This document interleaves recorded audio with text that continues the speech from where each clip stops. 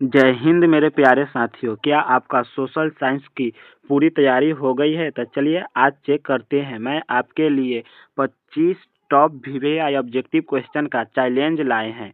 ये सारे question bank से 11 से लेकर 24 में जितना भी क्वेश्चन पूछा गया है वही सब है। आपको मेरे जवाब देने से पहले अपना जवाब सोचना है और वीडियो के लास्ट में कमेंट करके बताना है कि आपका 25 में से कितना सही हुआ। अगर 25 में से आपका 20 सही हो रहा है तो आप टॉपर के रेस में हैं। तो आइए देखते हैं किसमें कितना है दम। तो बताइए दोस्तों, फ्रैंकफर्ट की संधि कब हुई? बताइए फ्रैंकफर्ट की संधि कब हुई? इसका राइट आंसर हो जाएगा दोस्तों 1871 में हुआ था। कब हुआ था? 1871 में, यानी ऑप्शन डी सही आंसर हो जाएगा। चलिए दोस्तों, अगला क्वेश्चन है, बताइए भारत का केंद्रीय बैंक कौन है? बताइए भारत का केंद्रीय बैंक कौन है? देखिए पूछा हुआ समय भी दिया गया है, 2018 और 2021 में पूछा हुआ क्वेश्चन है। तो भारत का केंद्रीय बैंक है आरबीआई। कौन है? RBI, reserve bank of India, यानी कि ऑप्शन ए हो जाएगा सही आंसर। चलिए दोस्तों, अगला क्वेश्चन है दोस्तों, काली मृदा यानी मिट्टी का दूसरा नाम क्या है?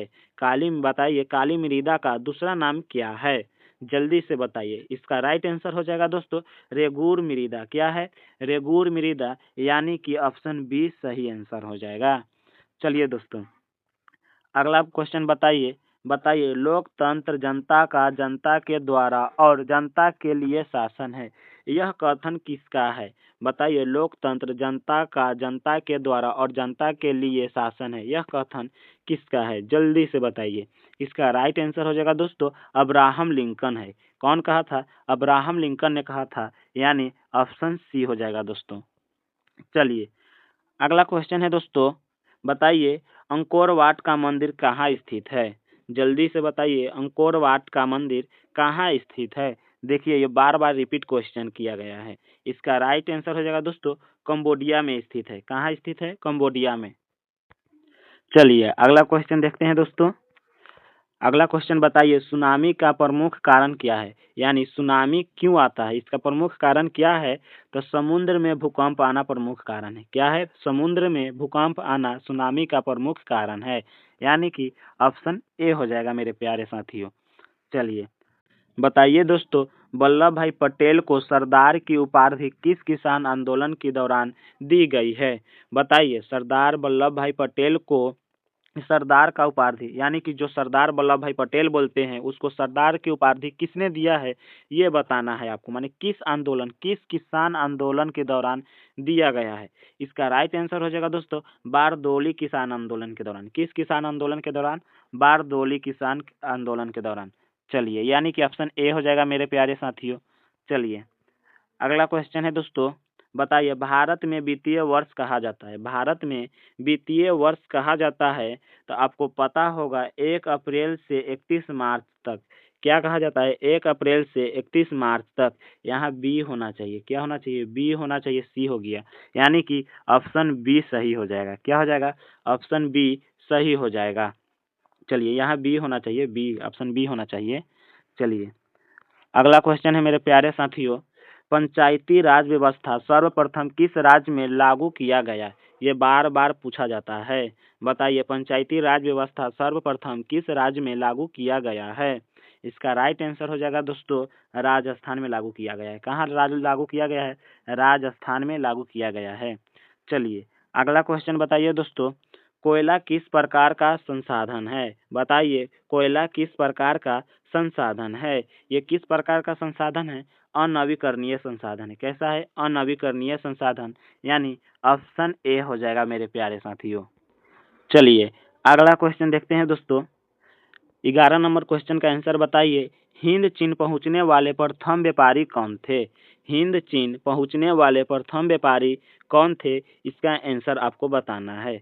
कौन थे प्रथम व्यापारी? पुर्तगाली थे। कौन थे? पुर्तगाली थे प्रथम व्यापारी, यानी ऑप्शन सी हो जाएगा मेरे दोस्तों। क्या हो जाएगा? ऑप्शन सी हो जाएगा।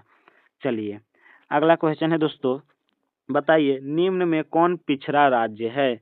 बताइए निम्न में कौन पिछड़ा राज्य है? इसका राइट आंसर हो जाएगा दोस्तों, सबको पता है बिहार राज्य है। कौन है? बिहार राज्य है, यानी कि ऑप्शन सी हो जाएगा दोस्तों। क्या हो जाएगा? ऑप्शन सी हो जाएगा। चलिए अगला क्वेश्चन है दोस्तों, बताइए बिहार का शोक किस नदी को कहा जाता है? बिहार का शोक किस नदी को कहा जाता है, यही बताना है आपको। किसे कहा जाता है? तो कोसी नदी को कहा जाता है। किसे? कोसी नदी को कहा जाता है, यानी कि ऑप्शन बी सही आंसर हो जाएगा। चलिए अगला क्वेश्चन है दोस्तों, इसका आंसर बताइए। राजनीतिक दलों की समानता और उसका चुनाव चिन्ह किसके द्वारा प्रदान किया जाता है?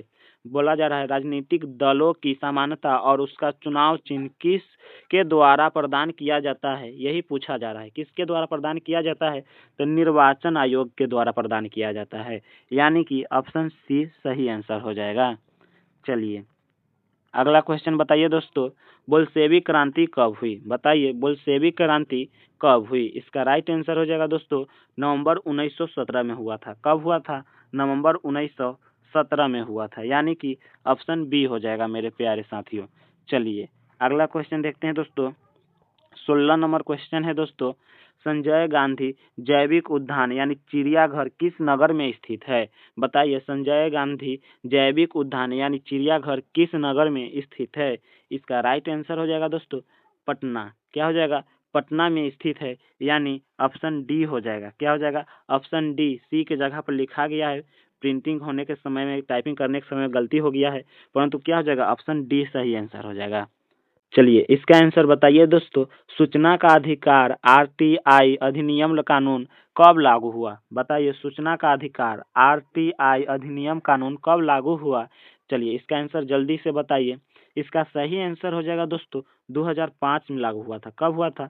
2005 में, यानी ऑप्शन बी हो जाएगा मेरे प्यारे साथियों। चलिए अगला क्वेश्चन देखते हैं दोस्तों। चलिए इसका आंसर बताइए। कार्ल मार्क्स का जन्म कहाँ हुआ था? बताइए कार्ल मार्क्स का जन्म कहाँ हुआ था? इसका राइट आंसर हो जाएगा दोस्तों जर्मनी में हुआ था। कहाँ हुआ था? जर्मनी में, यानी ऑप्शन बी हो जाएगा मेरे प्यारे साथियों। चलिए 19 नंबर क्वेश्चन का आंसर जल्दी से बताइए।